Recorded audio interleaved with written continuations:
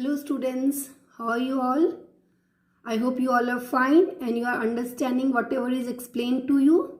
If you have any doubt, you can clarify your doubt during clarification session. So today we will continue with the same chapter, that is crop production and management. So students, please open page number 10 and refer this irrigation portion. Now we have discussed about preparation of soil, sowing of seeds, addition of manure and fertilizers. So today we will discuss about irrigation. What is irrigation? Now students, you know that all the living beings need water for their growth and for other life processes. Same way, plants are also living organisms, so they also need water for their growth. So what plants do? Plants, they absorb water from the ground. I hope you all know how plants absorb water from the ground. You have studied in your lower classes.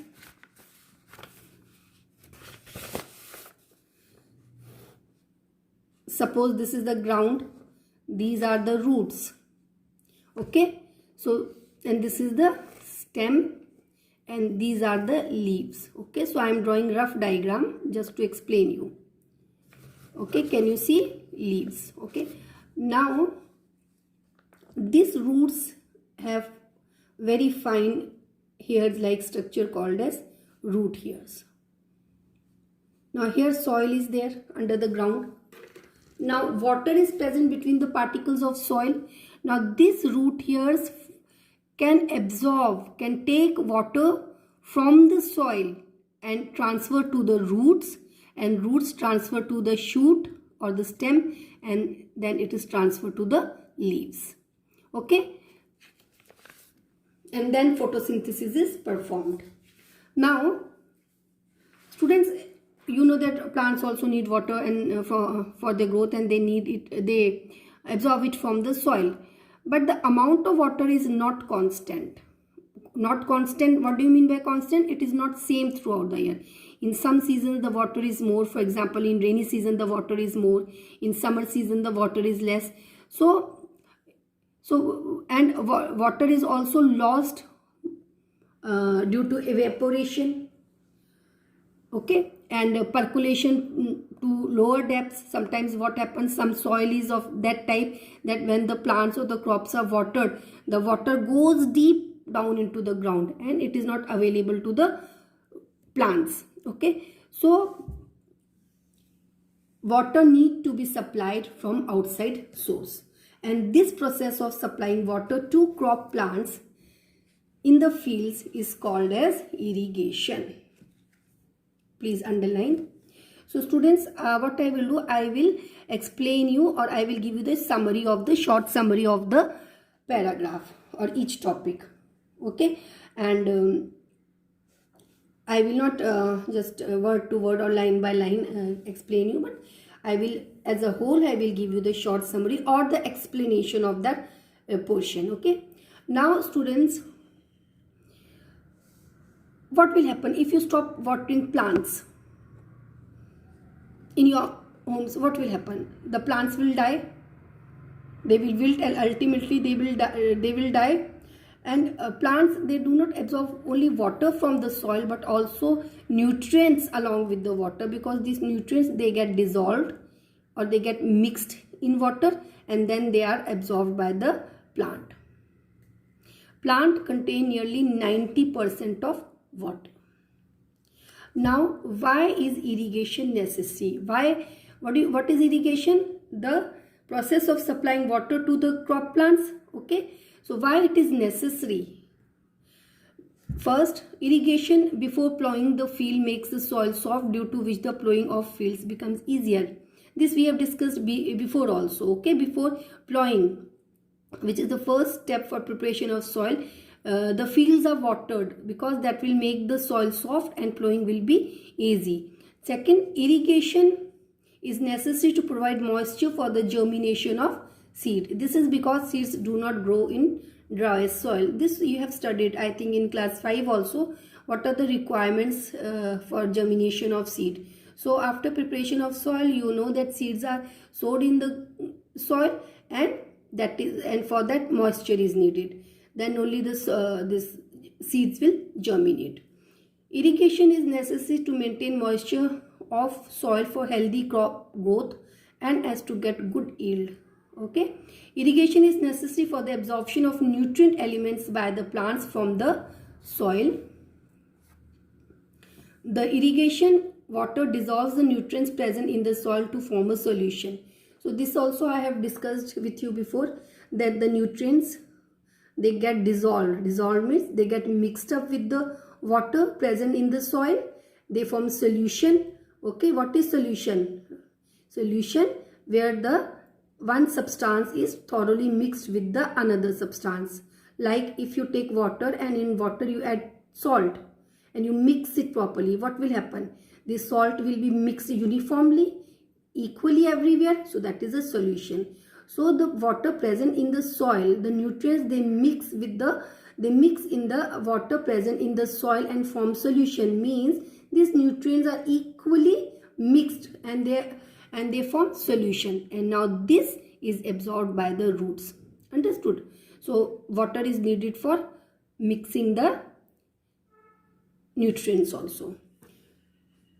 Water supplied to the crops during irrigation protects the crop plants from hot air currents as well as frost. Now, factors affecting irrigation requirement of crops. Now students, same amount of water is not supplied to all the crops at all the seasons. In some seasons more water is supplied, some crops need more water, some needs less water. So irrigation requirement for water requirement of crops depends on three factors: nature of the crop, nature of the soil, and season. So the amount of water that should be supplied to the fields, it depends upon the nature of the crop, what type of a crop is grown. Some crops need more water, some need very less water. Nature of the soil also. Okay, some soils they can absorb, they can retain, or they can hold more water, some cannot. And season also, because in some seasons they do not need in some season, like in summer season, so there is shortage of water, so in that case more water is needed. In rainy season less water is needed. So these are the three requirements of crops, or these are the three irrigation requirements of crops. Okay, now first we will come to nature of crop. Now you know, here you can see here paddy crop. What is paddy crop? Rice crop. Okay, it needs lot of water for its growth. These rice seedlings, they are transplanted. Okay, they are transplanted in standing water, and it requires continuous irrigation, whereas other crops like wheat, gram and cotton, they do not require much water. They are grown in winter season, but rice, it needs lot of water, so it is grown in generally rainy season. Understood? Cereal crops like wheat, irrigation is needed at 3 stages only: before plowing the field to soften the soil, at the time of flowering, and at the time of development of grain. Okay, now irrigation requirements of crop also depends on the type of soil. Now students, there are two types of soil. There are two types of soil in which the crops are grown. First is sandy soil, and another one is clayey soil. Sandy soil. Now students, the crops grown on the sandy soil needs more water, because sandy soil is porous and is highly permeable to water. Now what is the meaning of porous and what is the meaning of permeable? You all know sandy soil, sand. Okay, so here what happens? Here, suppose here the particles of sandy soil is big, like this. Okay, like this, and in between these particles of soil, spaces are left, more space is present. Understood? I hope it is clear to everyone. Suppose if this is ground, this is root, these are root hairs. So suppose this is sandy soil. Okay, I am drawing like this. This is, now porous means, I will not, okay, here also. What does porous means? Means here in this particle, in this sandy soil, between the particles spaces are present, gaps are present, and when the plants or the crops are watered, all of the water, it seeps inside, it passes through this spaces down. It is, the soil cannot hold water because there are gaps or the spaces between the soil particles. Understood? I hope it is clear to everyone. So it does not retain water. Retain means hold water. So it is permeable to the water. Permeable means it is highly permeable to water. Highly permeable means it allows all the water to pass through it because it is porous. Understood? I hope it is clear to you. So that is why, so now if the crops are grown in such type of a soil, what will happen? When the water is supplied to the crops in the field, what will happen? Whole of the water will seep inside. Okay. Suppose these are the roots here. Okay, this is the soil. Okay, this is the soil. I am drawing like this. This is soil. Understood? So what will happen? When the water is poured, okay, so this water, it will seep inside, it will go down, because these water particles will not retain, will not hold, will allow it to go down, and the roots will not get enough water and plant will not grow properly. So that is why plants do not grow properly in sandy soil. And what about clay soil? Plants grow properly in clay soil, or you can say that in sandy soil more water is needed. Understood? Why more water is needed in sandy soil? Because sand particles cannot hold water, or sandy soil cannot hold water or cannot hold water, in fact. Understood? So sandy soils need more water for the growth of crops compared to clay soil.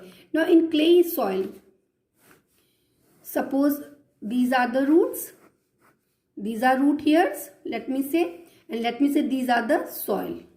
Okay, these are the all soil particles. Okay, means I cannot draw very nicely or very neatly, then our 2 classes will be wasted in doing that only. Okay, so I think you should.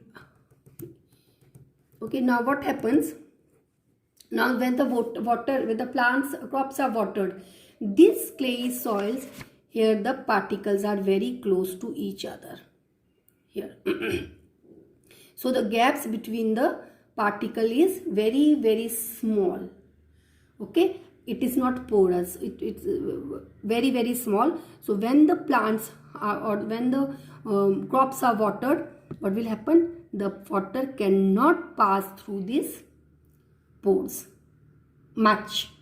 So so this soil, clay soil, it can retain water, it can hold water. Okay, here see, I cannot, I told you here some gaps are, bigger gaps are there, but okay, but just remember that in sandy clay soil the particles are so close to each other. Okay, so gaps are very, very less. Understood? So since now if the plants are watered, so here only water will be retained, here water will be retained, so this water will be available to the roots. So in clay soil the irrigation is not, the more water is not needed. So same thing is written here. The crops grown in sandy soil needs irrigation more frequently, more times, more number of times, whereas the frequency of irrigation for the crops grown in clay soil is comparatively less. This can be explained as follows. Sandy soil is highly porous, has high permeability. High permeability means allows all the water to pass through it. It's permeable. So when we irrigate the crops standing, standing in a sandy soil, then water quickly percolates down. Percolates down, moves down, goes down. Okay.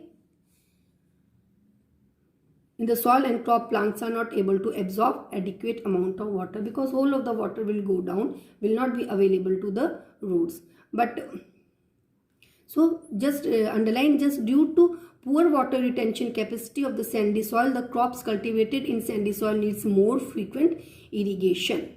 And here in the clay soil, due to better water retaining capacity of the clay soil, the crops cultivated in clay soil needs irrigation less frequently.